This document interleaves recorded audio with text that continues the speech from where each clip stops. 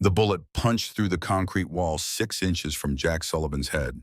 He didn't flinch. 38 years old, 15 years as a Delta Force combat medic. You learn not to flinch when death became routine. Mosul, Iraq. March 2016. Night operation gone wrong. 4 operators bleeding out in the street below.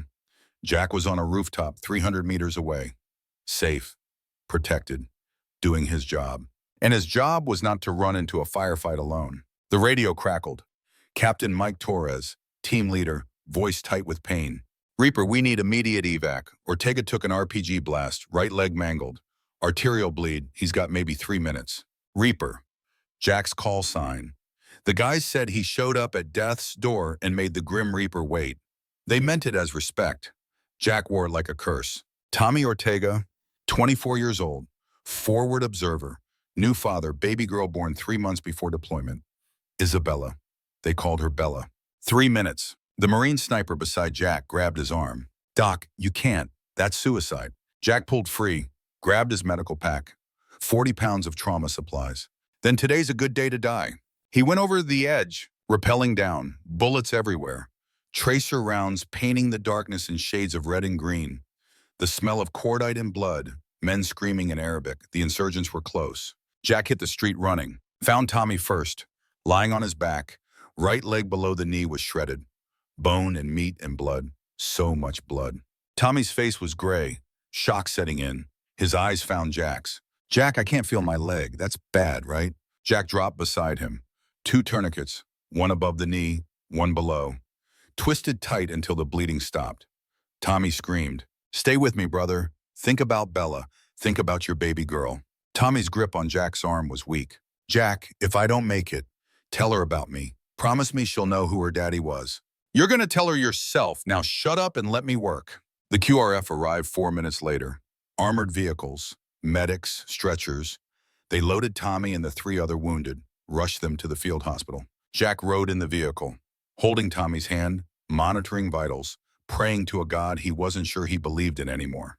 At the field hospital, surgeons swarmed them, cut away Tommy's uniform, started IVs, pumped blood. A Major Jack didn't know looked at the wounds, looked at the vitals, then looked at Jack. "You saved his life. Another minute and he'd be gone. Hell of a job, Captain." Tommy Ortega survived, lost the lower part of his right leg, spent 8 months learning to walk with a prosthetic, went home to his wife Maria and baby Isabella, got a medical retirement, tried to adjust to civilian life. Jack had saved 312 lives in 15 years. Tommy was number 209, one of the ones who made it, one of the wins. But war doesn't end when the shooting stops. Sometimes the hardest battles come later. At home, in the quiet, when the nightmares won't stop and nobody's shooting back. That was 8 years ago. The nightmare still woke Jack at 04:30 every morning. Same nightmare, Tommy Ortega bleeding out in that Mosul street. Except in the nightmare, Jack doesn't reach him in time. Watches him die. Watches all of them die. Jack sat up, shirt soaked with sweat, hands shaking. The prescription bottle on his nightstand mocked him. Prazosin. For nightmares. Didn't work. Nothing worked. He got up, pulled on running gear. His apartment at Fort Carson was small, barely furnished, moving boxes still stacked in corners after 3 years. He couldn't bring himself to unpack.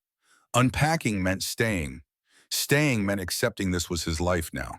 Logistics officer, paper pusher, safe. Colorado in November, cold enough to burn your lungs. Jack ran 5 miles hard, punishing himself. The physical pain was easier than the other kind. By 0600, he was showered, in uniform, ready for another day of pretending. His phone buzzed, text from Karen, his ex-wife. "Mason asking for you, hospital today?" Mason, 8 years old, stage 4 leukemia. Fighting a war Jack couldn't help him win. Jack's fingers hovered over the keyboard, finally typed. "Noon, I'll be there." The ceremony at Fort Carson started at 1400. 2,000 soldiers in formation, dress uniforms. Medals gleaming. Jack stood with the field-grade officers, far enough back to be invisible. General Sarah Mitchell took the podium. 54, combat veteran, respected, fair. Today we host Colonel Marcus Brennan, 35 years service, 3 silver stars, a true warrior. Brennan stepped forward, 58, tall, Gray hair, perfect uniform, chest full of ribbons. The kind of officer who made other men feel small just by existing. Thank you, General. I've been observing your Special Forces program, and I'm concerned. The mood shifted. Officers tensed. The military is becoming soft. We lower standards. We prioritize feelings over combat readiness. We create soldiers who've never heard shots fired in anger, who think service is about sensitivity training instead of killing the enemy. Jack felt his jaw tighten. Here we go. Real warriors prove themselves in combat. Everything else is support work. Important, maybe, but not the same as being downrange. Making life and death decisions, taking lives when necessary. Brennan's eyes swept the formation. Hunting. Looking for a target. Found Jack. You, Major, front and center. Every head turned. Jack felt his stomach drop, but he stepped forward, came to attention. Yes, sir. Brennan walked closer, read the nameplate. Sullivan, Delta Force, combat medic, correct? Yes, sir. 7 deployments, Iraq and Syria. Must have been intense. Yes, sir. Brennan smiled, predatory. Tell me, Major Sullivan, what's your kill count? How many enemy combatants did you eliminate? The plaza went still. 2,000 soldiers holding their breath. Jack had been asked this before, usually by civilians who didn't understand, who thought war was a video game. That kills mattered more than saves. He'd always deflected, changed the subject, walked away. But here, now, in front of 2,000 witnesses, being challenged by a man who should know better. Something inside Jack broke. I don't count kills, sir. Brennan's smile widened. Why not? Most soldiers do. It's a measure of combat effectiveness, of mission contribution. Jack met his eyes, held steady. I count saves, sir. 312 soldiers evacuated under fire. 47 declared KIA by field medics that I brought back. I count the living, Colonel, not the dead. The quiet shattered, then applause. Starting small, building, spreading through the formation like wildfire. Brennan's face went crimson, jaw clenched. He'd been challenged, publicly, humiliated in front of an entire base. 312, quite a claim. Sometimes standards get lowered to meet certain quotas, certain agendas. The implication hung in the air. Brennan was calling him a liar. General Mitchell stepped forward, voice like ice. Colonel Brennan, Major Sullivan's record is verified and documented. 2 silver stars, 3 bronze stars. Purple Heart. His integrity is beyond question. Brennan realized his mistake, but pride wouldn't let him back down. Of course, General. I simply meant that modern military sometimes celebrates support roles at the expense of actual warriors. Jack took 1 step forward, voice quiet, dangerous. Sir, I've carried dying soldiers through enemy fire, performed surgery under mortar attack, held men while they bled out and promised their families they died brave. If you think that's support work, you don't understand what combat medics do. Brennan's hand twitched toward Jack. For a heartbeat, violence hung between them. Mitchell intervened. Enough, both of you. Colonel, we have a reception. Major Sullivan dismissed. Jack saluted, turned, walked away. Made it 50 feet before his phone buzzed. Lisa Torres, his deputy. Active shooter, base pharmacy, hostages, now. Jack ran. Building 12. Medical complex, military police everywhere. Vehicles, lights, weapons drawn. General Mitchell was there. So was the provost marshal and a hostage negotiator. Jack pushed through. I'm Sullivan. Mitchell turned. Relief flooded her face. Jack, thank God. Staff Sergeant Tommy Ortega barricaded himself in the pharmacy, armed, 3 hostages, demanding medication. The world tilted. Tommy Ortega, not just any soldier, the one from Mosul, the one Jack had saved. Number 209 out of 312. Tommy from 3rd Battalion, the one I served with in Iraq? Yes, he's been on Dr. Morrison's PTSD wait list for 6 months. Came here for his medication. They couldn't authorize it. He pulled a rifle. That was 20 minutes ago. Jack looked at the building, saw movement through windows, a figure pacing. Even from here, Jack could see the slight hitch in his gait, the prosthetic. Anyone hurt? Not yet, but he's unstable. SWAT's 20 minutes out. If we wait, someone dies. Maybe Tommy, maybe the hostages, maybe all of them. Jack understood immediately. Tommy was trained, cornered, desperate. When SWAT breached, it would be violent, bloody, final. Let me talk to him. Mitchell hesitated. You're not a negotiator. No, ma'am. But I know Tommy. I saved his life in Mosul. He trusts me. The negotiator, Captain Chen, stepped forward. Sir, this is my job. I'm trained for this. Jack looked at him, young, competent, professional. But he hadn't bled with Tommy, hadn't promised him he'd make it home to Bella, didn't owe him a life. Captain, I respect that, but Tommy doesn't know you. Right now, he needs someone he trusts. Mitchell made the call. Do it. Carefully. If this goes wrong, we both answer for it. Jack walked to the pharmacy entrance, alone, unarmed, hands visible. Knocked. Tommy, it's Jack Sullivan, Reaper from Mosul, remember? No response. 10 seconds, 20. Then a voice, strained, breaking. Jack, that really you? Yeah, brother, can I come in? Not armed, just want to talk. The lock clicked. Door opened 6 inches. Tommy's face appeared. Drawn, exhausted, eyes red. Hands where I can see them. You got it. Jack entered.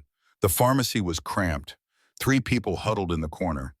Pharmacist Clara, mid-40s, 2 young techs, terrified. Tommy stood center, M4 rifle, army issue, hands shaking, pointed down, not at anyone, just down. His weight shifted on the prosthetic leg, the small adjustment Jack recognized from other amputees. Constant micro-movements to maintain balance. Tommy, good to see you, brother. Tommy laughed, broken, bitter.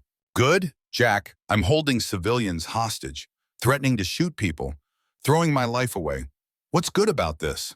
Jack took a slow step closer. You're alive. As long as you're breathing, there's hope. Hope? Been waiting 6 months for treatment, Jack. 6 months. Can't sleep. Can't think. Scream at Maria. Miguel drew me a picture. Stick figure daddy with the smile. Can't remember the last time I smiled. Jack saw it. The picture. Tucked in Tommy's vest. Crayon drawing. A child's love. Miguel's 6 now? Yeah, 1st grade. Smart kid. Asks why daddy wakes up screaming. What do I tell him? That daddy's broken? That daddy can't stop seeing friends die? Tommy's prosthetic made a soft click as he shifted weight again. The sound of titanium and carbon fiber that had replaced flesh and bone in Mosul. Jack sat, right on the floor, non-threatening. I get it.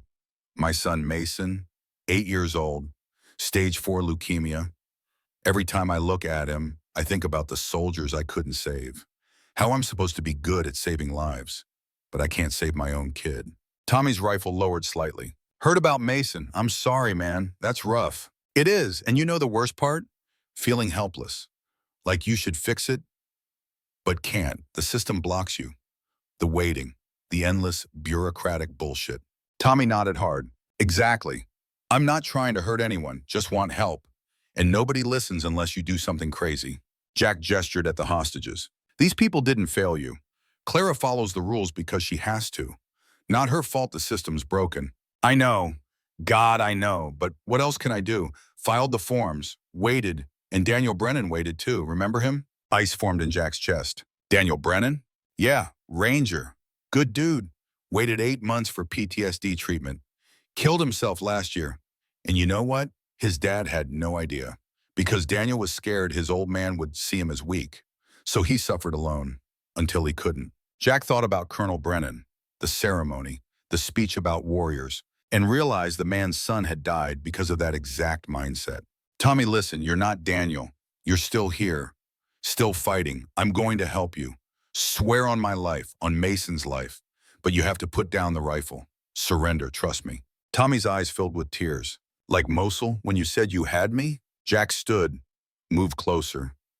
Hand on Tommy's shoulder. Exactly like Mosul, but you have to trust me, brother. Tommy looked at the hostages, at the rifle, at Miguel's picture, then down at the prosthetic leg that reminded him every day of what war had cost. If I surrender, they court-martial me. Leavenworth, lose everything. Maybe, but if you don't, you definitely lose everything, including your life. Miguel grows up without a dad. That what you want? Tommy's hands shook harder. I'm so tired, Jack. I know. So let's end this. Get you help. Real help. Today, not 6 months from now. Tommy stared at him. Long moment. Then lowered the rifle, set it down, raised his hands. Okay, I'm done. Jack moved fast. Grabbed the rifle, cleared it, opened the door. Mitchell, he's surrendering. Send MPs, tell them he's compliant. 4 military police entered. Professional. No excessive force. Cuffed Tommy, read rights, started leading him out. Tommy stopped, looked back at Jack. the prosthetic foot planted firmly, stable despite everything. You meant it? You'll help? Make them pay? Jack met his eyes. On my son's life, brother. After Tommy was gone. After hostages were cleared. After the crowd dispersed. Jack stood alone in the pharmacy. He picked up Miguel's picture, the one that fell from Tommy's vest, stick figure daddy, crayon smile. Folded it, put it in his pocket. Then he called General Mitchell. Ma'am, we need to talk about Tommy, about the system, about why a decorated veteran had to take hostages to get help. Pause, then Mitchell's voice, steady. My office, 30 minutes. Bring evidence. If we're going to war with bureaucracy, we need ammunition. Jack walked toward Building 7, his office, where files and data waited, where the case against a broken system could be built. He'd made Tommy a promise, and Jack Sullivan kept his promises. The sun set behind the mountains, sky purple and orange. Somewhere a bugler played taps. Haunting, beautiful, sad. Jack listened, then kept walking. The war was just beginning. But first he had to see his son. The drive to Denver took an hour. Children's Hospital, bright colors, cheerful murals, all designed to hide the truth that kids died here every day. Room 412.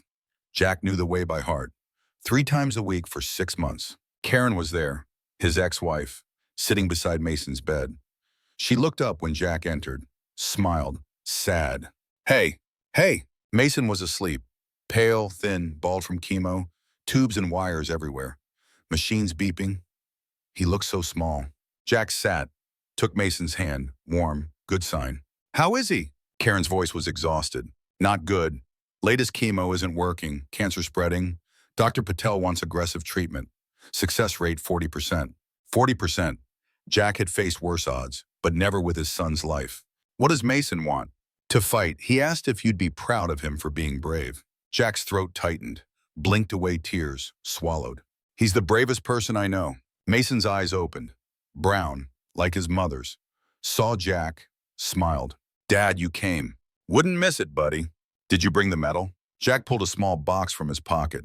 His silver star, 3rd highest decoration, earned in Syria saving civilians from ISIS. Under fire. Alone. Nearly got him killed. Nearly got him court-martialed. Right here. Mason took it, held it to the light, hands shaking from weakness, eyes bright. When I grow up, I'll be brave like you. Save people. Jack had to look away. Fight to keep voice steady. You're already brave, fighting every day. That's the bravest thing anyone can do. But I'm scared. Doctor said next treatment will hurt. I'm really scared. Jack leaned close, hand on Mason's chest, over his heart. Being brave doesn't mean not being scared. It means doing the hard thing anyway. Every soldier I knew was scared, but they did their job, because that's what warriors do. Mason nodded, serious. Am I a warrior, Dad? Best warrior I know.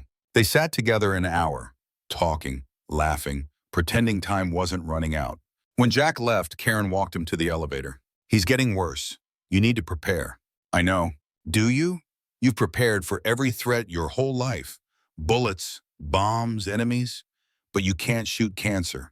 Can't fight it with tactics. And I don't think you know how to handle that. Jack looked at her. Really looked. Saw exhaustion. Fear. Love that never really left despite the divorce. I don't know how to lose him. I've lost 47 soldiers. Good men. Brothers. It broke me. But Mason. I don't know how to survive losing him. Karen touched his arm. Gentle. Then don't think about surviving. Just be here. Be present. Give him every moment you can. Elevator arrived. Jack stepped in. Doors closing. Karen standing there. Small. Alone. Carrying weight no parent should carry. Back at Fort Carson, Jack walked into his office. Lisa Torres was there. Waiting. Sir, you need to see this. She pulled up a video on her laptop. The ceremony. Someone had filmed Jack's confrontation with Brennan. Already online, going viral. 50,000 views in 2 hours. Comment section exploding. Veterans everywhere sharing their own stories. Jack watched himself on screen. Watched the moment he'd challenged Brennan. Saw the applause. The shock on Brennan's face. Great, just what I need, more attention. Lisa's expression was serious. Sir, this is bigger than you now. Thousands of vets saying they've been waiting months for treatment. Sharing stories about friends who killed themselves. You didn't just embarrass a colonel. You opened a door people have been pounding on for years. Jack's phone rang. Unknown number, he answered. Major Sullivan? Speaking. This is Sergeant Major Mike Hayes, retired Vietnam and Iraq. I saw the video and I want to help. Jack didn't know the name, but something in the man's voice, authority, weariness, truth. Help with what, Sergeant Major? Fixing the system that's killing our soldiers. I've got connections, resources, and a personal stake. My grandson Jake, Corporal Jake Hayes, is on the wait list at Fort Carson. 6 months waiting for PTSD treatment, same as your friend Tommy. Jack felt something shift, pieces moving. I appreciate that, but I don't even know what I'm doing yet. Hayes' voice was steel. Then figure it out, fast. Because while you're figuring, soldiers are dying, Jake included, and I'm too damn old to lose another kid to this war. The call ended. Jack sat in stillness, looked at Lisa. Get me everything. Every soldier on Dr. Morrison's wait list, every delay, every failure, every suicide. I need numbers, data, evidence. Lisa nodded. Already started. Sir, Dr. Morrison has been documenting this for years. 67 soldiers currently waiting. Average wait 5.3 months. 9 suicide attempts last year. 3 successful. Jack felt rage building, cold, focused. Get Morrison on the phone and find out everything you can about Colonel Brennan's son. Daniel, if he died because of this system, I want to know every detail. Lisa left. Jack sat at his desk, pulled out Miguel's drawing. Stick figure daddy. Then pulled out his phone, scrolled to photos, found the one of Mason, holding the silver star, smiling. 2 boys. Different battles. Same broken system. Jack had made promises. To Tommy, to Mason, to himself. Time to keep them. His phone buzzed. Text from an unknown number. Major Sullivan, this is Colonel Marcus Brennan. We need to talk, not as officers, as fathers who failed their sons. Call me. Jack stared at the message. The man who'd humiliated him at the ceremony, who'd questioned his integrity, his record, his service, now wanted to talk about failure. Jack's finger hovered over the delete button. Then he thought about Daniel Brennan. Ranger, good soldier, dead by suicide because he was too scared to ask his father for help. He thought about Tommy, about Mason, about all the soldiers suffering behind closed doors. And he made a choice. He called Brennan. This is Sullivan. Brennan's voice was different, stripped of swagger, raw. Major, thank you for calling. I owe you an apology and an explanation. Can we meet off base tonight? Why should I? Pause. Then Brennan's voice cracked slightly. Because my son killed himself a year ago. And until today, I didn't know why. But your friend Tommy, he told you about Daniel, and I need to hear the whole story, please. Jack closed his eyes, thought about all the reasons to say no, all the justified anger, all the humiliation. Then thought about the mission, about fixing the system, about needing allies, even unlikely ones. Henderson's Diner, off base, 2000 hours. I'll be there, and Major, thank you. Jack ended the call, looked at his reflection in the dark computer screen.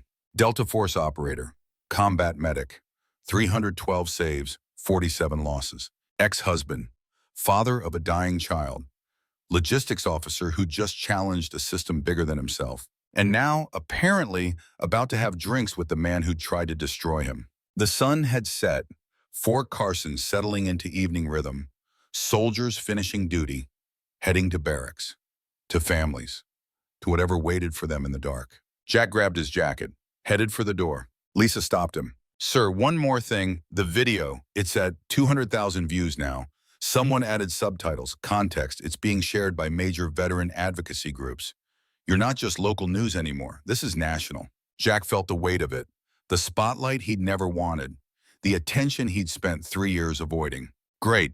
Can't wait for the reporters. Lisa's expression was sympathetic. Sir, maybe that's not a bad thing. Maybe this is exactly the pressure needed to force change. Maybe. Or maybe it was a great way to get crushed by forces he couldn't control. But he'd made promises, and the war had started. No turning back now. Jack walked out into the Colorado night. Cold, clear, stars bright overhead. Somewhere in Denver, his son was fighting cancer. 40% chance. Somewhere in this base, 67 soldiers were waiting for help that might never come. Somewhere a colonel was drowning in guilt over a son he'd lost. And somewhere Jack Sullivan had to find the strength to save them all. Or die trying. He climbed into his truck, started the engine. The radio came on. News. Something about politics. He shut it off. The hum of the engine filled the cab. Then he drove toward the Henderson's Diner, toward a conversation he didn't want to have, with a man who tried to destroy him. But war made strange allies, and this war was just beginning. Henderson's Diner sat 3 miles off base, old chrome, red vinyl booths, the kind of place that had been serving soldiers since Vietnam. Jack pulled into the parking lot at 1950, 10 minutes early, old habits. Colonel Marcus Brennan was already there, sitting in a back booth, no uniform, civilian clothes, jeans, flannel shirt. He looked smaller without the ribbons and rank, older, more human. Jack slid into the booth across from him. A waitress appeared. Martha. She'd been working here since Jack arrived at Fort Carson. Good woman. Knew when to talk and when to leave people alone. Coffee, hun? Black, thanks. She poured, left the pot, walked away. Brennan stared at his own cup. Hadn't touched it. His hands were shaking slightly. Thank you for coming. Jack said nothing. Waited. I owe you an apology. What I did today at the ceremony, questioning your record, your integrity, that was wrong, unprofessional, and personal. Personal, not a question, a statement. Brennan nodded. My son Daniel, Army Ranger, 28 years old, killed himself 13 months ago. December 3rd, I was deployed.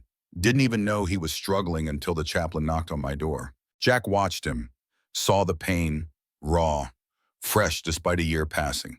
Tommy told me, said Daniel waited 8 months for treatment. Brennan's jaw clenched. I didn't know. God is my witness, I didn't know. He never told me. Never asked for help. And you know why? Jack could guess, but he let Brennan say it. Because I spent his entire life teaching him that asking for help was weakness, that real men tough it out, that warriors don't cry, don't complain, don't break. Brennan's voice cracked. I taught him that so well that when he was drowning, he chose death over disappointing me. The diner was hushed. A few other customers, truckers, late shift workers, nobody paying attention to 2 men in a booth. What happened today, Brennan continued, when you said you count saves instead of kills? It broke something in me, because I realized my entire identity is built on how many men I've killed, how tough I am, how hard. And my son died because of that exact mindset. Jack took a drink of coffee, let the heat ground him. You want absolution. I can't give you that. No, I want to help Tommy Ortega, your son Mason, the 67 soldiers on that wait list. Daniel died because the system failed him. But I helped build that system, enforced it, celebrated it, and I need to tear it down before more sons die. Jack studied him, looking for the trap, the angle.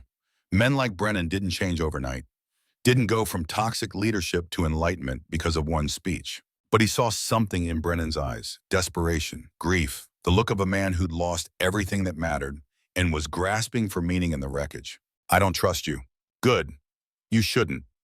I've spent 35 years being exactly the kind of officer you should never trust. But I have resources, connections, friends at the Pentagon, people who owe me favors, and I'm willing to burn every bridge if it means fixing this. Jack's phone buzzed. Text from Lisa Torres. Video at 500K views. National news picking it up. CNN wants interview.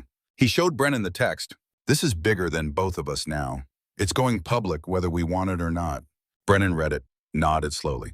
Then we use it. Pressure creates change. If we're smart, we turn this attention into action. If you'll have me, I know I'm the last person you want as an ally, but I'm also the person who can open doors you can't, make calls you can't, apply pressure in places you can't reach. Jack thought about Tommy, about Mason, about the 67 names on Dr. Morrison's list, about the promise he'd made. All right, but understand this. You work for me, not with me, for me. I'm running this operation. Your support. And if you try to take over, control the narrative, make this about your redemption instead of their survival, I'll burn you down. Clear? Brennan met his eyes, no flinching. Crystal. Good. First thing tomorrow, we meet with Dr. Morrison. Get complete data. Every soldier waiting, every delay, every failure. Then we build a case that's so airtight nobody can dismiss it. I'll make calls tonight. Get us a meeting with Senator Richard Moss, Armed Services Committee. He's a friend, owes me from Iraq. Jack raised an eyebrow. You can get us a Senate meeting? I can get us in the room. What happens there is up to you. Martha returned. Refilled coffee, set down menus. You boys eating? Jack realized he hadn't eaten since breakfast, 18 hours ago. Burger, fries. Same, Brennan said. She left. The quiet settled between them. Not comfortable, but not hostile. Tell me about Mason. Jack's first instinct was to shut it down. His son wasn't conversation material, wasn't something to share with a man who'd humiliated him 6 hours ago. But something in Brennan's face, the genuine interest, the pain of a father who'd lost his own son. 8 years old, leukemia, stage 4, been fighting 6 months. Latest chemo isn't working. They want to try aggressive treatment, 40% success rate. What does he want? To fight. He asked if I'd be proud of him for being brave. Brennan's eyes closed briefly. Daniel asked me the same thing after his first deployment. Iraq. Nasty firefight. Lost 2 men in his platoon. He called me, asked if I was proud. I said yes. But I also said real Rangers don't let losses break them. That he needed to stay hard, stay focused. Brennan opened his eyes. They were wet. He never called me again. Not about the important stuff. When he came home broken, he hid it. Because I taught him that being broken was shameful. You didn't know. Doesn't matter. Ignorance isn't innocence. I should have known. Should have looked harder. Should have been the kind of father a son could trust with his pain. Jack thought about Mason, about the conversations they had, the things Mason said, the things he didn't say. I'm not good at it either, being present. Karen, my ex-wife, she says I wear a smile instead of feeling one, that I'm here physically but gone mentally. PTSD? Yeah, 15 years of combat. You see things, do things, lose people. It accumulates, and I thought I was handling it, thought I was functional, until Karen asked for divorce and I realized I'd been a ghost for 3 years. Their food arrived. They ate without speaking. The burger was good, simple, real. Jack hadn't realized how hungry he was. His phone rang, unknown number. He almost ignored it. Then something made him answer. Major Sullivan? Speaking. This is Sergeant Major Mike Hayes. We spoke earlier about my grandson, Jake. Jack remembered. Retired. Vietnam and Iraq. Grandson on the wait list. Yes, Sergeant Major. I'm watching the news. Your video is everywhere, and I need you to understand something. Jake tried to kill himself 2 hours ago. Jack felt ice flood his veins. Is he? Alive, barely. Overdose. His wife found him. Got him to the ER in time. But Major, he left a note, said he couldn't wait anymore. That he was tired of being a burden. That maybe Daniel Brennan had the right idea. Jack closed his eyes. Brennan was watching him, concerned. I'm sorry, Sergeant Major. Don't be sorry. Be effective. You've got national attention. Use it. Force change. Before Jake tries again. Before someone else's grandson succeeds. I will. You have my word. Good. Because I've spent 50 years watching this country fail its veterans. And I'm too old and too angry to watch it anymore. You need help. You call me. Day or night, I've got resources. I've got fight left. And I've got nothing to lose. The call ended. Jack set down his phone, looked at Brennan. Sergeant Major Hayes' grandson just tried to kill himself. Overdose. He's alive, but barely. Brennan's face went white. How many more? Too many. And it's about to get worse. When this video goes viral, every soldier who's been waiting will feel seen, validated, but also desperate. Because attention doesn't equal action. And if we don't deliver real change fast, we'll have a wave of suicides from people who thought maybe this time someone would actually help. Brennan stood. Then we don't wait. We move now. Tonight, I'll make calls, get us meetings, apply pressure. You work with Dr. Morrison, get the data organized. By tomorrow morning, we need a battle plan. Jack stood too, threw cash on the table. Meet me at my office, 0600. Bring anyone you trust who can help. They walked out into the cold Colorado night, stars bright overhead, the kind of clarity that only came at altitude. Brennan paused at his car. Thank you for giving me a chance to make this right. Don't thank me. Just deliver. Because if you fail, soldiers die, and I'll make sure everyone knows it was on you. Brennan nodded. Fair enough. He drove away. Jack stood alone in the parking lot, pulled out his phone, looked at the video. 600,000 views now. Comments flooding in, veterans sharing stories, family members crying out for help. He called Dr. Morrison. The psychologist answered on the second ring. Sounded exhausted. Major Sullivan, I heard about Tommy. How is he? Alive, in custody. But he'll get help now. I made sure of it. Good. That's good. Doctor, I need everything. Every file, every case, every soldier waiting, every delay, every suicide attempt, all of it. Tonight. A pause. Then Morrison's voice. Careful. That's confidential patient information. I could lose my license. I know. And I'm asking anyway, because if we don't expose this system, more soldiers die. Tommy took hostages because nobody would listen. Hayes's grandson Jake just overdosed. How many more before we act? Morrison sighed, long, heavy. Give me 2 hours and I'll have everything ready. But Major, when this goes public, the backlash will be severe. The Army doesn't like being embarrassed. They'll come after both of us. Let them come. I've faced worse. I hope so, because you're about to make some very powerful enemies. Jack drove back to base. Building 7 was mostly empty. Night shift skeleton crew. He went to his office, started pulling files, logistics data, budget reports, anything that showed where Fort Carson spent money. Lisa Torres appeared in his doorway. She lived off base but had clearly rushed back. Sir, I heard. The video, the news, CNN, Fox, MSNBC, everyone's covering it. You're trending on Twitter. There's a hashtag. Hashtag saves not kills. Jack looked up from the files. That's not helpful. Maybe not. But it's real. And it's pressure. The kind that makes bureaucrats nervous. She sat down, pulled out her laptop. I've been compiling data. Fort Carson spends $1.2 million annually on parade ground maintenance, landscaping, aesthetics. Mental health budget is $340,000. We spend more on grass than on soldiers' minds. That's good. We need more like that. Concrete examples, visual comparisons. Already on it, I've got slides, charts, a full presentation. By morning, you'll have everything you need to brief a general or a senator. Jack studied her. 32 years old, former nurse, smart, capable, risking her career to help him. Why are you doing this? She didn't hesitate. My brother, Marines, Iraq, came home with PTSD, waited 9 months for treatment, killed himself while on the wait list. I was 19, didn't understand, didn't know how to help. And by the time I learned, he was gone. Her voice was steady, but her eyes were hard. So yeah, I'm doing this because my brother deserved better.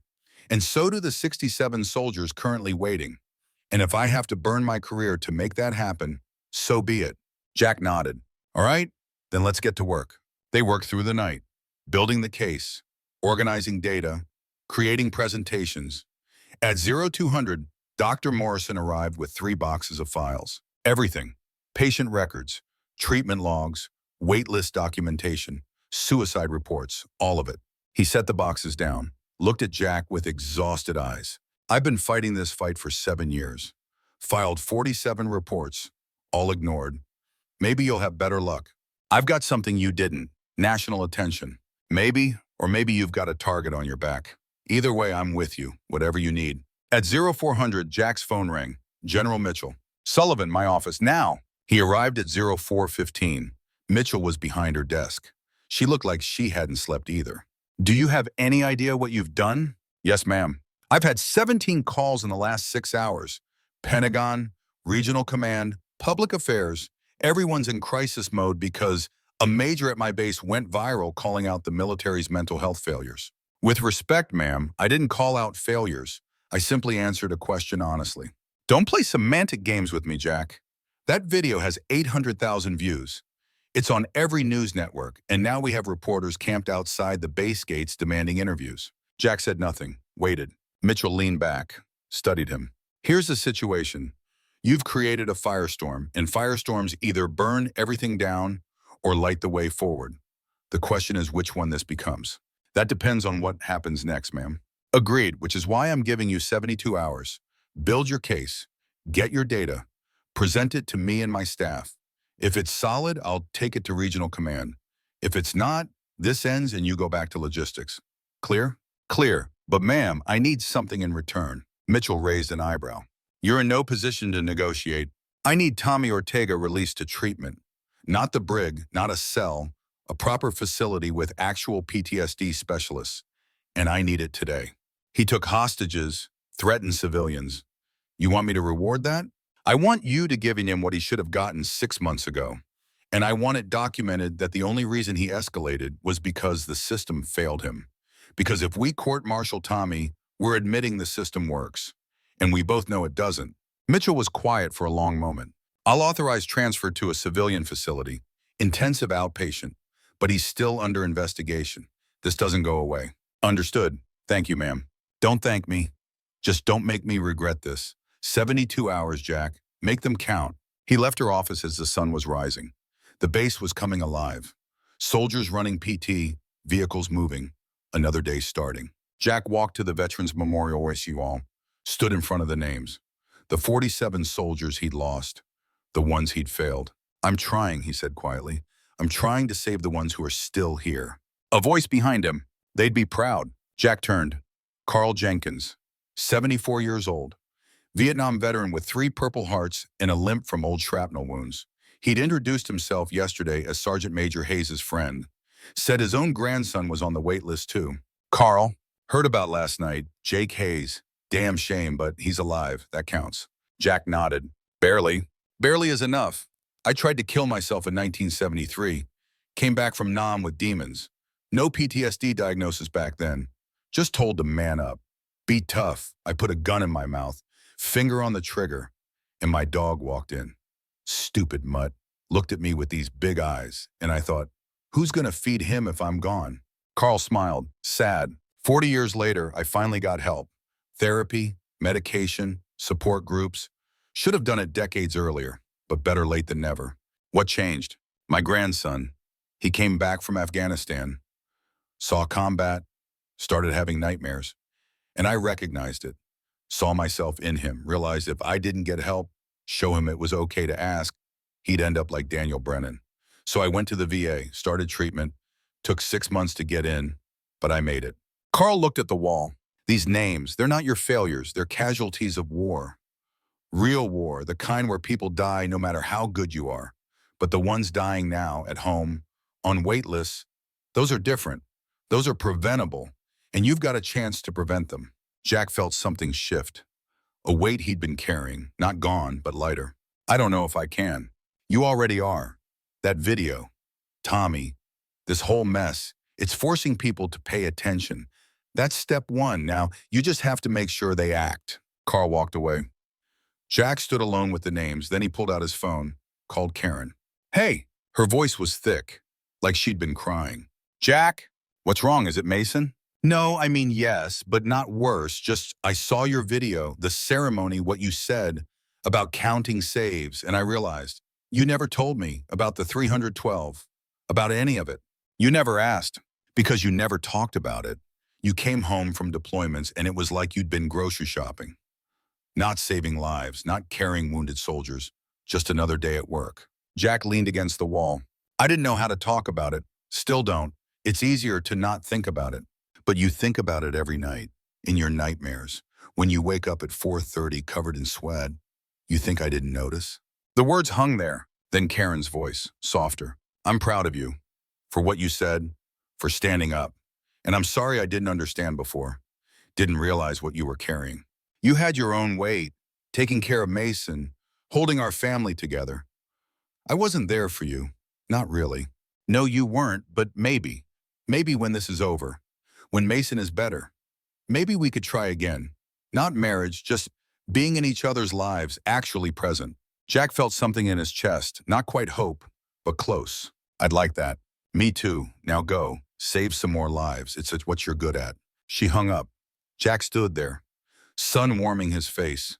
For the first time in years, the weight felt manageable. His phone buzzed. Text from Brennan. "Senator Moss will see us. Thursday, Washington, be ready." 2 days. 72 hours to build a case strong enough to force the most powerful military in the world to change. Jack walked back to Building 7. Lisa was there. So was Dr. Morrison. And now, surprisingly, Colonel Brennan, in uniform, with another officer, a woman, Captain Rebecca Stone, JAG lawyer. "Major Sullivan, Captain Stone is my legal advisor. If we're going to war with the system, we need to make sure everything is airtight, legal, defensible." Stone extended her hand. "Major, I've reviewed your service record. Impressive, but Colonel Brennan is right. What you're attempting is highly irregular, potentially career-ending. We need to be smart about this." "Agreed. What do you suggest?" "First, we file formal complaints through proper channels. Document everything. Create a paper trail showing we followed protocol before going public. Second, we get soldiers to testify voluntarily. No coercion, no pressure, just honest accounts of their experiences. Third, we make sure every piece of data is sourced and verified. No exaggerations, no emotional manipulation, just facts." Jack nodded. How long will that take? 48 hours, if we work fast. Do it. The next 48 hours blurred together. Sleep came in 90-minute chunks. Coffee became a food group. The team grew.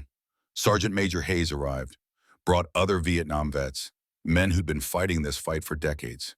They had stories, data, proof that this wasn't new, just ignored.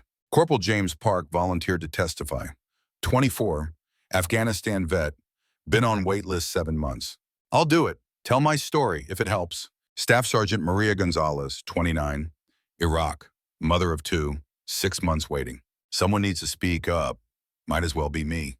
By Wednesday night, they had 15 soldiers willing to testify, each with documented wait times, each with stories of how the delays had affected their lives, their families, their ability to function. Dr. Morrison compiled clinical data, suicide rates, treatment outcomes, comparison with other bases that had adequate mental health resources. The numbers were damning. Fort Carson, with 1 psychologist for 6,000 personnel, had a suicide rate of 23 per 100,000. Fort Bragg, with 3 psychologists for 8,000, had a rate of 13 per 100,000.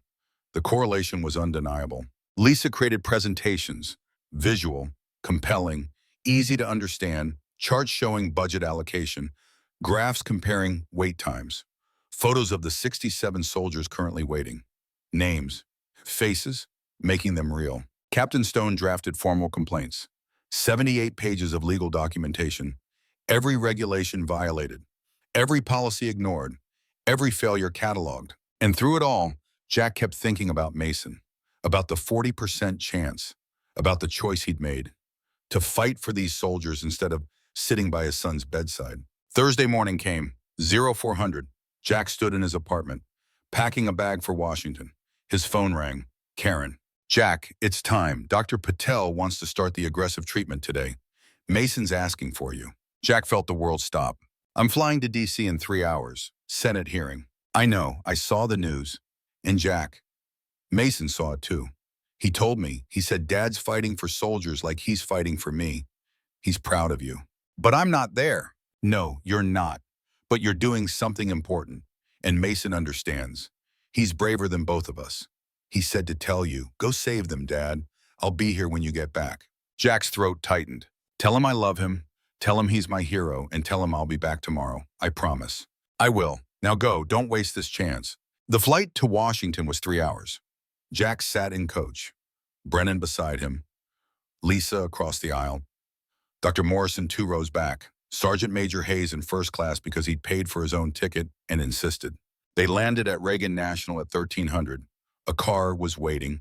Military liaison drove them to the Senate office building. The halls of power looked different than Jack expected. Less grand, more bureaucratic.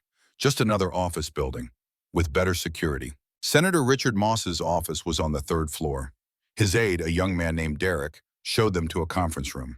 Senator will be here in 5 minutes. Can I get you anything? Water, Jack said. Derek left. The team sat, nervous energy. This was it. The moment everything hinged on. Senator Moss entered, 68 years old, Texas, former Marine, combat veteran. He had kind eyes and a firm handshake. Colonel Brennan, been a long time. Senator, thank you for seeing us. Wasn't sure I would. Then I saw the video, 8 million views now. That got my attention. Moss sat at the head of the table, looked at Jack. You're the major, the one who counts saves. Yes, sir. Hell of a thing to say. Took guts. Or stupidity, haven't decided which. Probably both, sir. Moss smiled. All right, you've got 30 minutes. Show me why I should care about Fort Carson's mental health problems when I've got 1,000 other fires to put out. Jack stood. Lisa pulled up the presentation, and he began. He told them about Tommy, about the 6-month wait, about the hostage situation, about how Tommy's prosthetic leg clicked softly as he'd paced the pharmacy floor. A constant reminder of what war had already cost him. He told them about Daniel Brennan, about Jake Hayes, about the 67 soldiers currently waiting, about the 15 who'd volunteered to testify. He showed them the data, the suicide rates, the budget allocations, the comparison with other bases, the concrete proof that this wasn't about soldiers being weak. It was about a system that abandoned them. He showed them the faces, the names, made them real. Not statistics, people. And then he showed them the solution. The con 2.1 million annually for Fort Carson. A pilot program, 3 psychologists, 2 psychiatric nurses, 1 care coordinator, streamlined access, reduced wait times from 5 months to 1 week. And if it works here, Jack concluded, it can be replicated across every base, every installation. We could cut veteran suicide rates in half, save thousands of lives, for the cost of a few missiles. Moss sat quietly, studying the presentation. Then he looked at Brennan. Marcus, why are you here? This isn't your fight. Brennan stood. Because my son killed himself waiting for treatment, and I didn't know he was struggling until he was gone. I spent 35 years building a culture that killed him. Now I'm going to spend whatever time I have left tearing that culture down. His voice broke slightly. I can't save Daniel, but maybe I can save someone else's son. Moss nodded slowly. I'll bring this to the committee, but I need you to understand, this is going to be a fight. There are people who believe mental health care is coddling, that soldiers should be tougher, that we're creating weakness instead of strength. Then we change their minds, Jack said, or we go around them. Bold. I like that. Moss stood. I'll schedule a hearing next week. You'll testify, bring your soldiers, bring your data, bring everything, because this is your one shot. Don't waste it. They left the office, stood in the hallway. Lisa was crying, happy tears. We did it. We actually did it. Not yet, Jack said. We got a hearing. Now we have to win it. His phone rang. Unknown number. Major Sullivan? Yes. This is General Howard Patterson, Pentagon. I understand you've been making quite a stir. Jack felt eyes form. Yes, sir. I'm calling to inform you that you're under investigation. Conduct unbecoming, insubordination, unauthorized disclosure of sensitive information.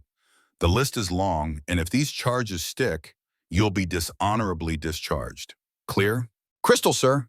Good. Because I don't appreciate junior officers embarrassing the United States Army, and I especially don't appreciate them using tragedy to push political agendas. You've made powerful enemies, Major. I suggest you reconsider your course of action. The line went dead. Jack looked at the team, at Brennan, at Lisa, at Morrison, at Hayes. Pentagon's coming after me. Investigation, potential dishonorable discharge. Hayes snorted. Good, means you're making them nervous. Scared people make mistakes, and we'll be there to document every one of them. Brennan's face was grim. Patterson, he's old guard, toxic leadership, protected by decades of connections. He'll fight dirty. Then we fight dirtier. Jack's phone buzzed. Text from Karen. Treatment started. Mason stable. He wants to know if you won. Jack texted back. Not yet, but we will. Tell him I love him. He looked at his team. We've got 6 days until the hearing. Patterson's going to try to bury us, discredit us, destroy our credibility. So we work faster, harder, build a case so strong that even his Pentagon friends can't ignore it. And if he succeeds, Lisa asked, if they discharge you? Jack smiled, cold. Then I'll fight them as a civilian. Either way, this doesn't end until soldiers get the help they deserve. They flew back to Colorado that night. Jack stared out the window, watching city lights give way to darkness. Somewhere down there, Mason was fighting. Tommy was getting treatment. 66 other soldiers were still waiting. 6 days. Everything hinged on 6 days. But Jack Sullivan had faced worse odds, survived impossible situations, saved 312 lives when everyone said it couldn't be done. 6 days was plenty of time, as long as Mason held on, as long as the team stayed strong, as long as he didn't break under the weight. The plane touched down at Denver. Midnight. Jack drove straight to the hospital. Karen was in the waiting room. She looked up, exhausted. How is he? Sleeping. The treatment is rough, but he's fighting. Jack sat beside her, took her hand. I'm sorry I wasn't here. You were doing what needed to be done. Mason understands. I understand. We got a Senate hearing next week. If we win, we change everything. Karen smiled, tired but genuine. When you win, because you don't lose, it's not in your nature. Jack thought about the 47 names on the wall, about the losses, about the times he'd failed. But he didn't say that. Instead, he said, I need to see him. They walked to Mason's room. He was asleep, pale, thin, but breathing, fighting. Jack sat beside the bed, took his son's small hand. Hey, buddy, Dad's here. I'm sorry I was gone, but I'm back now, and I'm going to make things better. For you, for all of us. Mason's eyes fluttered open, smiled weakly. Did you save them, Dad? Working on it, but you're my priority, always. I know. That's why it's okay. You going, you fighting, because you're saving kids like me, who have dads who need help. Jack felt tears come. Let them fall. When did you get so wise? I'm 8. I know everything. They both smiled. And for a moment, the world was just a father and son. No war, no fight, just love. Karen touched Jack's shoulder. You should go home. Sleep. You've got work tomorrow. Jack nodded, kissed Mason's forehead. I love you, buddy. Love you too, Dad. Now go be a hero. Jack walked out into the hospital hallway, felt the weight settle back on his shoulders. 6 days, a Senate hearing, an investigation, a dying son, 66 soldiers waiting. Impossible odds. But Jack Sullivan specialized in impossible. He drove back to Fort Carson, to his empty apartment, to the work that never ended. And he got back to work. Because heroes don't quit. They just keep fighting until they win or die trying. 6 days passed like a blur. Jack barely slept. The team worked around the clock, building the case, preparing testimony, anticipating every possible attack General Patterson might launch. The investigation came fast. JAG officers showed up at Building 7 on Friday morning, requested Jack's personnel file, his computer, his emails, looking for anything to hang him with. Captain Stone handled them. Cool, professional. She knew the law better than they did. My client has committed no violations. He answered a question honestly at a public ceremony. He negotiated a peaceful resolution to a hostage situation. And he's exercising his right to petition the government for a redress of grievances. Unless you have specific charges, this interview is over. They left empty-handed, but Jack knew it wasn't over. Patterson was just getting started. Saturday morning, Tommy Ortega called from the treatment facility. His voice was stronger, clearer. Jack, I heard about the hearing. I want to testify. Tommy, you're still under investigation. Your lawyer would advise against it. Screw my lawyer. This is bigger than me. I took hostages because nobody would listen. Now people are listening. I need to tell them why. Jack understood. Sometimes the mission mattered more than personal consequences. All right, I'll arrange it. But Tommy, they're going to tear into you, question your credibility, your judgment, your mental state. Let them. I've faced worse. And Jack, thank you for keeping your promise. I'm getting help, real help, for the first time in 6 months. After the call, Jack sat alone in his office, thought about promises, about the 312 soldiers he'd saved, about the 47 he'd lost, about Tommy, about Mason, about whether he could actually pull this off. Lisa knocked, entered without waiting. Sir, we have a problem. Someone leaked the soldier testimonials to the press. Conservative outlets are running stories calling them fake, coached, political theater. Jack felt anger surge. Patterson, probably. He's trying to poison the well, make the committee doubt our witnesses before they even testify. Then we fight back. Get ahead of it. I'll do interviews. Go on record. Let them ask me anything. Sir, that's risky. If you say the wrong thing, give them ammunition. Then I won't say the wrong thing. Set it up. By Sunday, Jack had done 4 interviews. CNN, Fox, NPR, a local Colorado station. Each time he was calm, factual, no emotion, just data. 312 saves, 47 losses, 66 soldiers currently waiting for treatment at Fort Carson. Average wait time 5.3 months. These aren't opinions, they're facts. And if people want to debate whether soldiers deserve mental health care, that tells you everything you need to know about their priorities. The interviews went viral. Social media exploded. Veterans groups rallied. The hashtag #SavesNotKills became a movement. But Patterson hit back harder. Monday morning, someone released Jack's classified mission reports. Redacted but damaging.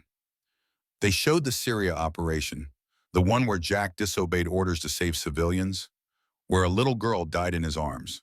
The headlines wrote to themselves. Hero or rogue operator, Major Sullivan's controversial record exposed. Jack sat in his apartment, reading the articles, seeing his worst moment dissected by people who'd never held a dying child, never made the choice between following orders and saving lives. His phone rang. Karen, I saw the news. Are you okay? Been better. Jack, they're trying to destroy you, using your service, your sacrifices, twisting them into something ugly. Yeah, don't let them. You saved those civilians. That little girl, Amira, she would have died anyway. The insurgents had already shot her, but you gave her 8 minutes with someone who cared. That matters. Jack's throat tightened. She was 7 years old, same age as Mason when I came home, and I couldn't save her. You tried. That's what counts. You always try, even when it costs you. That's who you are, and that's why Mason is proud of you. Why I'm proud of you. How is he? Karen paused. Too long. Not great. The treatment is aggressive. His body is fighting back. But Jack, he's still fighting, still here. He asked me to tell you not to come, to stay focused on the hearing. He said if you can save those soldiers, it's worth it. Jack closed his eyes. I should be there. You're where you need to be. Now finish this. Win, come home, and we'll face whatever comes next together. Tuesday, Jack flew back to Washington. The team came with him. Brennan, Lisa, Dr. Morrison, Sergeant Major Hayes, and 15 soldiers ready to testify, including Tommy Ortega, who'd been granted temporary release from the facility. They stayed at a budget hotel near the Capitol, spent Tuesday night rehearsing, going over questions, preparing for attacks. Brennan pulled Jack aside. Patterson's going to come after you personally. Question your judgment, your stability. He'll use Syria against you. Imply you're mentally unstable, that your advocacy is projection. Let him. Jack, if he destroys your credibility, this whole thing falls apart. The soldiers lose. Mason loses. Everyone loses. Then I don't let him destroy me. Simple as that. Brennan studied him. You know, when I first met you, I thought you were weak, soft, too focused on saving lives instead of taking them. I was wrong. You're the toughest son of a bitch I've ever met. And I've met a lot. Jack almost smiled. That's supposed to be a compliment? It's the truth. Now let's go show these senators what real strength looks like. Wednesday morning, the hearing was scheduled for 10:00. Jack woke at 0400. Couldn't sleep. Ran 5 miles through empty D.C. streets. Showered. Dressed in his service uniform. Every ribbon, every medal, every symbol of 15 years he'd given. His phone showed a text from Mason. Karen must have let him use her phone. Dad, kick their butts. Love you. 3 words. Kick their butts. From an 8-year-old who was dying, who understood what was at stake better than most adults. Jack texted back. Love you too, buddy. See you soon. The Senate Armed Services Committee hearing room was smaller than Jack expected. Wood paneling, high ceiling, rows of seats for witnesses and observers, a long table where senators would sit. Senator Moss was already there, reviewing documents. He looked up when Jack entered. Major Sullivan, ready? Yes, sir. Good, because it's going to be brutal. Senator Harlow is going to grill you. She thinks military mental health spending is waste, that we're creating weak soldiers. And General Patterson is testifying against you. He'll try to paint you as unstable, unreliable, a rogue officer with an agenda. I've been called worse. Moss smiled slightly. I believe it. All right, here's how this works. You present your case, 30 minutes. Then senators question you. Then Patterson presents his rebuttal. Then we question him. Then we vote on whether to recommend your pilot program. Simple. And if Patterson convinces them I'm unreliable, then you lose. The program dies and soldiers keep waiting, so don't let him convince them. The room filled. Senators took their seats, 7 of them. Moss as chairman, Patricia Harlow as ranking member. 5 others Jack didn't know. Media lined the walls. Cameras everywhere. This was being broadcast live. Jack saw General Patterson enter, flanked by 2 aides. The general was 61, 4 stars, decades of power and connections. He looked at Jack with cold contempt. Moss gavelled the hearing to order. This committee convenes to discuss proposed reforms to military mental health services. Major Jack Sullivan has requested time to present evidence of systemic failures at Fort Carson, Colorado. Major, the floor is yours. Jack stood, walked to the witness table. Lisa set up the laptop. The presentation appeared on screens around the room. Senators, thank you for your time. My name is Major Jack Sullivan. I'm a Delta Force combat medic with 15 years service, 7 deployments, 312 soldiers saved under fire. He clicked to the next slide. Tommy Ortega's face appeared, then Miguel's crayon drawing. This is Staff Sergeant Tommy Ortega, 3 tours Iraq, decorated for valor, lost part of his right leg to an RPG in Mosul, learned to walk on a prosthetic, came home and tried to build a life. He waited 6 months for PTSD treatment at Fort Carson. When the system failed him, he took 3 people hostage at the base pharmacy. Not because he's violent, because he was desperate, and desperate people do desperate things. Next slide. Daniel Brennan, Army photo, young, proud, in uniform. This is Captain Daniel Brennan, Army Ranger. He waited 8 months for treatment. Then he killed himself, left a note saying he was sorry for being weak. He wasn't weak, the system was. Next slide, a young soldier in dress uniform, clean cut, hopeful. This is Corporal Jake Hayes, 2 tours Afghanistan, grandson of a decorated Vietnam veteran. 4 days ago, he tried to kill himself. Overdose. He'd been waiting 6 months for treatment. His note said he couldn't be a burden anymore, that maybe dying was easier than waiting. Jack clicked through slides. 66 faces, 66 names, 66 stories of waiting, of suffering, of families torn apart while bureaucracy ground slowly forward. Fort Carson has 1 psychologist for 6,000 personnel. The average wait time is 5.3 months. During that wait, soldiers attempt suicide, lose their jobs, destroy their families. Not because they're broken, because we abandoned them.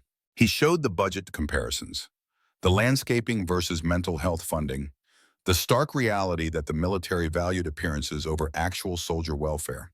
The solution cost $2.1 million annually, 3 psychologists, 2 psychiatric nurses, 1 care coordinator, streamlined access.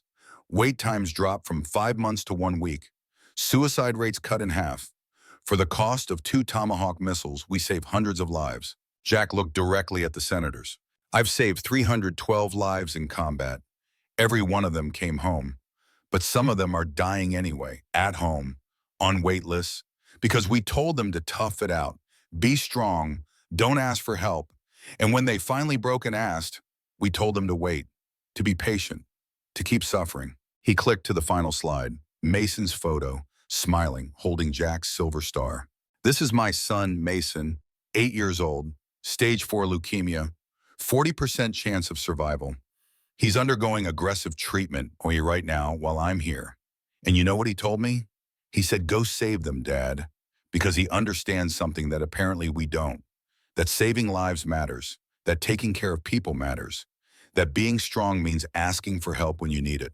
Jack's voice was steady, no emotion, just truth. I'm asking you to approve this pilot program, not for me, for the 66 soldiers waiting, for the thousands more at other bases, for every parent who might get a call that their child killed themselves after waiting months for help. Approve this, save lives. That's what we're here for. He sat down. The room held its breath. Then Senator Moss spoke. Thank you, Major. Senator Harlow, your questions. Patricia Harlow was 59, former prosecutor, known for being tough, skeptical. She looked at Jack with cold assessment. Major Sullivan, your presentation is compelling, emotional, but let's discuss facts. You claim the system is broken, but Fort Carson has a psychologist, has resources. Why should soldiers who can't handle stress be the military's responsibility? Jack kept his voice even. With respect, Senator, these soldiers handled stress fine. They handled combat, watched friends die, made life and death decisions. The stress they're experiencing now is a direct result of their service. We sent them to war. We're responsible for bringing them home whole. But isn't there a point where personal responsibility matters? Where soldiers need to be tough to handle their own problems? Senator, if one of these soldiers was shot in combat, would you tell them to be tough and handle it themselves? Or would you provide medical care? That's different. How? A bullet wound bleeds. PTSD damages the mind. Both are injuries from combat. Both require treatment. The only difference is one is visible. Harlow frowned.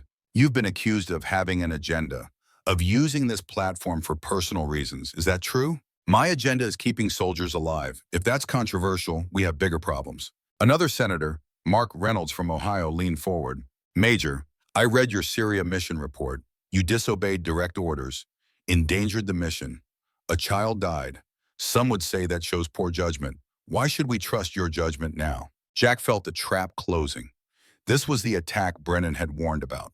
Senator, I chose to save 11 civilians from certain death. The mission was compromised either way.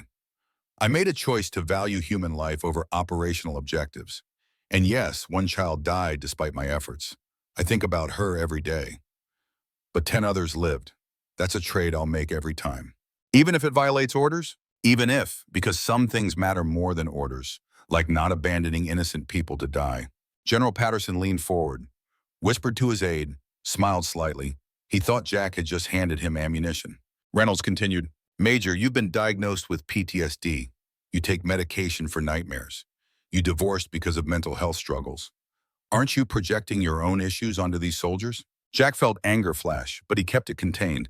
Yes, Senator, I have PTSD. I take medication, and my marriage fell apart because I didn't get help soon enough. That's exactly why I'm fighting for this. Because I know what happens when soldiers suffer behind closed doors, when they wait too long, when the system fails them. I'm not projecting. I'm speaking from experience. Senator Moss intervened. I think we've established Major Sullivan's credibility. General Patterson, you're here to provide the Department of Defense perspective. Please proceed. Patterson stood, walked to the witness table with the confidence of a man who'd never lost a battle. Senators, thank you. I'm here to provide context that Major Sullivan's emotional presentation lacks. First, Fort Carson's mental health resources are adequate for current demand. Our Morrison's wait list exists because soldiers are overutilizing services for minor issues. We've created a culture where every difficulty becomes a mental health crisis. He clicked through his own slides. Statistics showing increased mental health visits. Charts arguing that higher utilization proved the system was working. Second, Major Sullivan's record shows a pattern of insubordination. Syria. Multiple instances of questioning orders, and now this publicity stunt. He's using tragedy to advance a political agenda that prioritizes feelings over combat readiness. Patterson looked directly at Jack. The military's job is to fight wars, not to coddle soldiers who can't handle the realities of service. If we lower standards, prioritize mental health over mission effectiveness, we weaken our force. We create soldiers who expect accommodation instead of demonstrating resilience. He paused for effect. Daniel Brennan's death was tragic, but it was also a failure of personal resilience, not a failure of the system. And I will not allow his father's guilt to drive policy that undermines our military's strength. The room erupted. Brennan lunged forward. Hayes grabbed him, held him back. Senator Moss gavelled for order. General Patterson, that was inappropriate. Colonel Brennan is a decorated officer with 35 years service. His son's death deserves respect, not dismissal. Patterson didn't apologize. Senator, respect doesn't change facts. The system works. Major Sullivan's proposal is expensive, unnecessary, and driven by emotion rather than evidence. Jack's phone vibrated. He ignored it, but it vibrated again and again. He glanced down. 3 missed calls, all from Karen. His heart stopped. Senator Harlow was questioning Patterson, but Jack couldn't hear it. Everything had gone distant, muffled. He stood, walked to the back of the room, called Karen. She answered, crying. Jack, you need to come now. Mason's crashing. His body is rejecting the treatment. They're saying we might lose him. The world tilted. I'm coming. I'm getting on a plane right now. Jack, the hearing. Doesn't matter. Mason matters. I'm coming. He hung up, turned. Moss was watching him. So was everyone else. Jack walked back to the witness table. Senator, I need to leave. My son, I need to go. Moss nodded. This committee is in recess. We'll reconvene tomorrow at 10:00. Patterson stood. Mr. Chairman, this is convenient timing, almost theatrical. Perhaps Major Sullivan is manufacturing drama to avoid difficult questions. Jack's controls snapped. He turned to Patterson, crossed the space between them in 3 strides. My son is dying, and you think I'm manufacturing drama? Patterson didn't back down. I think you're unstable, emotional, exactly the kind of officer who shouldn't be driving policy. Jack's fist clenched. Every instinct screamed to hit him, to make him hurt, to make him understand. But Brennan was there, hand on Jack's shoulder. He's not worth it. Mason needs you. Go. Jack looked at Patterson, at the smug superiority, at the cold calculation that valued power over people. You're right about one thing, General. I am emotional because I care about soldiers, about people, about my son. And if that makes me unstable, then I'm proud to be unstable. Because men like you who care about nothing but power and image, you're the real disease. You're why Daniel Brennan died, why Tommy Ortega took hostages, why my son might die while I'm here fighting battles I shouldn't have to fight. Jack turned to the committee. Senators, I apologize, but my son comes first. Always. If that costs me this hearing, so be it. Some things matter more than winning. He walked out. Lisa caught up to him in the hallway. Sir, I booked you on the next flight. Leaves in 90 minutes. I'll handle things here. Thank you. And sir, for what it's worth, what you just said about Mason coming first, that's why people follow you, because they know you mean it. The flight was 4 hours. Longest 4 hours of Jack's life. He stared out the window, praying to a God he wasn't sure believed in him anymore. Please, please let Mason be okay. I'll give anything, do anything. Just let him live. He landed in Denver at 1800, drove 90 miles per hour to the hospital, parked illegally, ran inside. Karen was in the ICU waiting room. She looked destroyed. Where is he? Surgery. His organs started failing. They're trying to stabilize him. Jack, they said. They said even if he survives, the damage might be permanent. Jack pulled her into his arms, let her cry, felt his own tears come. He's gonna make it. He has to. He shouldn't have had to do this. The treatment, any of it. He's 8 years old. He should be playing, going to school, being a kid. I know. They sat together, waiting. Time moved like sludge. An hour passed, then 2. Lar Patel emerged at 2000. His face was grave. Mason's stable, for now. We stopped the bleeding, repaired the damage, but the next 48 hours are critical. If he makes it through, he has a chance. If not, he didn't finish, didn't need to. Can we see him? Yes, but he's unconscious, intubated. It's not easy to see. They followed Dr. Patel to Mason's room. Jack had seen combat casualties, had treated soldiers with devastating injuries, but nothing prepared him for seeing his son like this. Tubes everywhere, machines breathing for him, monitors beeping, his small body dwarfed by equipment. Jack sat beside the bed, took Mason's hand. Hey buddy, Dad's here. I'm sorry I left. I'm sorry I wasn't here, but I'm here now and I'm not leaving. Whatever happens, I'm here. Karen stood on the other side, her hand on Mason's head. He was so brave, Jack. Before the surgery, he told me. He said, tell Dad I'm proud of him. Tell him to finish what he started. Jack's chest cracked open. I can't. Not without him. He's everything. Then make him proud. Finish it. Win. Show him his dad doesn't quit.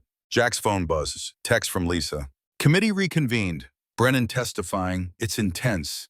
Patterson's getting destroyed. You should see this. She sent a video link. Jack opened it. The hearing room. Brennan at the witness table. Senator Harlow questioning him. Colonel Brennan, your son's death is tragic, but can you objectively assess whether the system failed him, or are you projecting guilt? Brennan's face was stone. Senator, my son waited 8 months. In that time, he reached out twice, asked for help twice, was told to wait twice. The night he died, he called the crisis line. They put him on hold for 20 minutes. When someone finally answered, he'd already swallowed the pills. So yes, Senator, the system failed him. Objectively, measurably, fatally. No one spoke. And guilt? Yes, I carry guilt. Because I taught him that asking for help was weakness, that real men suffer behind closed doors. And he believed me. So when he was drowning, he chose death over disappointing me. That's not projection, Senator. That's consequence. Brennan looked directly at the camera. Major Sullivan left this hearing because his son is dying, and General Patterson accused him of manufacturing drama. That tells you everything you need to know about the difference between men who care about soldiers and men who care about power. The video ended. Jack stared at his phone. Then he looked at Mason, at his son, his hero, the bravest person he knew. And he made a choice. Karen, I need to go back. She looked at him, shocked. What? Jack, Mason needs me to finish this. You heard him. He wants me to win. And if I stay here, Patterson wins. The soldiers lose. Everything we fought for dies. But if Mason, her voice broke, if he wakes up and you're not here, then you tell him I'm keeping my promise, that I'm saving the soldiers, that I'm being the man he thinks I am. Jack kissed Mason's forehead. I love you, buddy. Fight hard. I'll be back soon, I swear. He left before he could change his mind. The flight back to D.C. was overnight. Jack didn't sleep, sat in the dark, thinking about choices, about sacrifice, about what mattered. He landed at 0600 Thursday, went straight to the hearing room. The team was there, shocked to see him. Sir, what are you doing here? Mason is fighting, so I'm fighting. Where are we? Lisa pulled up notes. Brennan destroyed Patterson yesterday, made him look callous, insensitive. Senator Moss called for recess until today. Patterson's regrouping, planning something. What? Don't know, but he's confident. That's bad. The hearing reconvened at 1000. Jack took his seat. Patterson glared at him. Senator Moss gavelled. Major Sullivan, I'm glad you're here. Is your son alive, fighting? And he told me to finish this, so let's finish it. Moss nodded. General Patterson, you have the floor for rebuttal. Patterson stood, walked to the witness table. Senators, I want to address what happened yesterday. My comment about Major Sullivan was inappropriate. I apologize. The room shifted. Nobody expected an apology. However, my concerns remain. This pilot program sets dangerous precedent. If we accommodate every soldier's mental health needs, where does it stop? Do we excuse poor performance, lower combat standards, create a military that prioritizes comfort over capability? He clicked to a new slide. Jack's service record, red marks highlighting incidents. Major Sullivan is a decorated soldier, but his record shows repeated insubordination, questioning orders, prioritizing personal judgment over command structure. This pilot program would institutionalize that mindset. Tell soldiers it's okay to prioritize their feelings over mission. Patterson looked at the committee. I'm asking you to reject this proposal, not because I don't care about soldiers, but because I care about maintaining the military's ability to fight and win wars. We cannot afford to become soft. Senator Moss looked at Jack. Major Sullivan, final response. Jack stood, didn't go to the table, just stood where he was. Senators, General Patterson is right about one thing. I question orders. I always have. Because orders aren't sacred. People are. And when orders conflict with saving lives, I choose lives every time. He walked forward. He says accommodating mental health needs makes us soft. I say ignoring them makes us weak. Because soldiers who can't sleep, can't function, can't stop seeing their friends die, they're not combat effective. They're suffering. And suffering soldiers don't win wars. Healthy soldiers do. Jack looked at Patterson. The general talks about sacrifice, about toughness, but he's never had to hold a dying soldier while promising to tell his family he fought brave. He's never carried a wounded brother through enemy fire. He's never saved 312 lives or lost 47. He's a staff officer who makes decisions from safety and judges warriors who bleed. The room was electric. My son is 8 years old. I'm dying. And he told me to finish this, not because he cares about policy, but because he understands something General Patterson doesn't. That strength isn't suffering behind closed doors.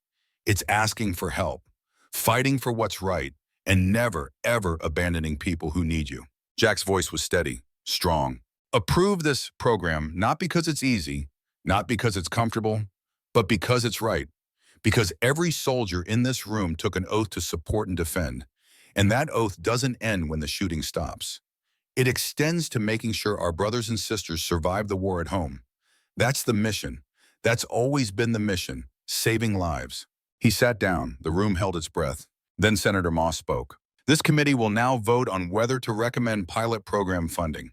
$2.1 million annually for Fort Carson. All in favor? 5 hands raised. Moss, Reynolds, 3 others. Opposed? Senator Harlow raised her hand. 1 other. The motion carries. Fort Carson Mental Health Pilot Program is approved. Conditional on 6-month review. Major Sullivan, congratulations. Jack felt relief flood through him. But it was hollow, incomplete, because Mason wasn't here to see it. His phone rang. Karen. Jack's heart stopped. He answered. Karen? Jack. She was crying but different. Not grief. He's awake. Mason's awake. He's asking for you. Everything else disappeared. I'm coming. Tell him I'm coming. Jack ran from the hearing room, down the halls, out of the building. Brennan caught up to him. Jack, wait! I have to go. Mason's awake. I know. I heard, but Jack, you did it. You won. You saved them all. Jack stopped, looked at Brennan, saw respect, gratitude, brotherhood. We won, all of us. Now I have to go save the one that matters most. He drove straight to the airport, got on the first flight, arrived in Denver at 1600, drove to the hospital, ran to ICU. Mason's room. The tubes were out. He was sitting up, pale, weak, but alive, awake. Dad! Jack crossed the room, pulled Mason into his arms, gentle, careful, held him like he'd never let go. Hey, buddy, you scared me. Did you win? Jack pulled back, looked at his son, 8 years old, bald from chemo, bruised from IVs, the bravest person he'd ever known. Yeah, we won. Good, I knew you would. Karen was crying, happy tears. She hugged them both. Dr. Patel entered. Mason's through the worst. His body responded to the intervention. He's got a long recovery ahead, but he's going to make it. Jack couldn't speak, just held his son. Felt Karen's arms around them both. You're a warrior, buddy, the strongest I've ever known. Like you, Dad. No, better than me, so much better. They sat together, the three of them. And for the first time in 6 months, Jack felt hope. Real hope. 3 months later, Fort Carson. The Mason Sullivan Memorial Mental Health Center opened with a ceremony, smaller than the one where this started, more intimate. 3 new psychologists, 2 psychiatric nurses, 1 care coordinator.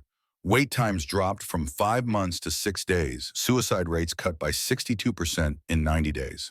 Tommy Ortega attended, healthy, working. His prosthetic leg barely noticeable now, his gait steady and strong. He was coaching Miguel's little league team. He shook Jack's hand. You kept your promise, brother. We all did. Sergeant Major Hayes was there with his grandson, Jake. The young soldier was healthy, getting treatment, alive. Thank you, Major. You saved my boy. He saved himself. I just opened the door. Brennan attended in civilian clothes. Retired now. Working for a veteran suicide prevention organization. Daniel would be proud, he said quietly. I hope. He would be. You made it right. Mason cut the ribbon. 8 years old, still thin, still recovering, but alive, healthy, growing stronger every day. I declare this center open so soldiers can get help, like my dad helped me. Applause, photos, media coverage. But Jack barely noticed, because Karen was standing beside him, her hand in his, and Mason was laughing with the other kids. And for the first time in years, Jack felt whole. That night at home, Mason asked the question, Dad, how many people did you save? Jack thought about it. 312 in combat, 66 here at home, and 1 8-year-old who saved me. I saved you? Every day, buddy, every single day. Mason hugged him. I love you, Dad. Love you too. Now go to bed. School tomorrow. Mason ran off. Karen smiled. He's going back to school. Can you believe it? Barely. 6 months ago. 6 months ago, we didn't know if he'd survive. Now he's worried about homework. That's a good problem. Jack pulled her close. Thank you for not giving up on me, on us. We're family. That's what families do. They stood together in the doorway, watching Mason brush his teeth. Normal, mundane, beautiful. Jack's phone buzzed. Text from Lisa Torres. Fort Bragg approved for pilot program. Fort Hood next. You started something, sir. Jack smiled. Typed back. We all did. He put the phone away, looked at Karen. I think I'm done fighting for a while. Good, because we need you here, present, actually here. I'm here. I'm not going anywhere. And for the first time in 15 years, Jack meant it. The nightmares still came, but less often now, maybe twice a week instead of every night. The memories of the 47 he'd lost. The guilt of choices made in impossible situations. That didn't go away. But now he had help. Therapy that actually worked. Medication adjusted properly. Support from Karen and Mason and a family that had survived the worst together. And he had purpose. Not saving lives in combat, but building systems that saved lives at home. Speaking at other bases. Helping implement programs. Training other advocates. The work never ended. But it was good work. Meaningful work. 1 year later, Jack stood at the Veterans Memorial Wall. The 47 names etched in stone. I did what I promised, he said quietly. I honored you by helping the living. And I'll keep doing it, for as long as I can. A voice behind him. They'd be proud. Jack turned. Carl Jenkins, the old Vietnam vet who'd started this whole journey with simple words at the right moment. Carl, heard you're retiring, taking a job with the VA, building programs nationwide. Yeah, time to do this work full time. Make sure what happened at Fort Carson happens everywhere. Carl nodded. Good. The fight's not over. 22 veterans still die by suicide every day. But it's better than it was. Because of you. Because of all of us. Fair enough, but you started it. That moment at the ceremony. Telling that colonel you count saves. That changed everything. Jack thought back to that day, 7 months ago, when Colonel Brennan had asked his kill count and Jack had chosen truth over comfort. I just answered honestly. Sometimes that's all it takes. One person telling the truth. Standing up, refusing to accept broken systems. Carl walked away. Jack stood alone with the names, with his memories, with his ghosts. But they were quieter now, at peace, because Jack had kept his promise. He'd counted the saves, not the kills. He'd fought for the living, not just mourn the dead. And he'd proven something important, that real strength wasn't suffering behind closed doors. It was asking for help, fighting for what's right, and never ever abandoning people who needed you. That evening, Jack sat at dinner with Karen and Mason. Normal family meal, spaghetti, salad, Mason complaining about homework, Karen laughing at his jokes. Ordinary, beautiful. Exactly what 378 soldiers and one 8-year-old hero had fought for. A chance to live, to heal, to be whole. Jack looked at his family, at the life he'd almost lost, at the future he'd fought so hard to save. And he smiled, a real smile. Not worn, but felt. The war was over. The long walk home was done. And they'd all made it back. Together. The end.